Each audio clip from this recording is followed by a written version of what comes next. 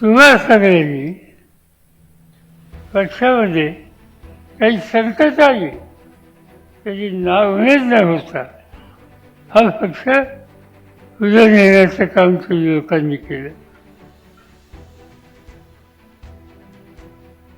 पक्षामध्ये फूस पडली, फूस पडावी असं कधी आपल्याला वाटत नव्हतं, पडली. काही मूलभूत विचाराच्या संबंधी अंतर झालं आणि त्यामुळे ही फूट वाढली. मी काही त्याच्यासंबंधी अधिक भाष्य करू इच्छित नाही, पण जे राहिले ते विचाराने राहिले.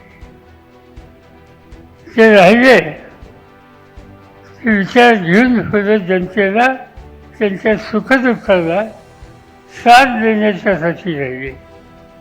आणि मला 100% विश्वास की उद्या निवडणुका होतील त्यावेळेला चित्र बघायला मिळेल.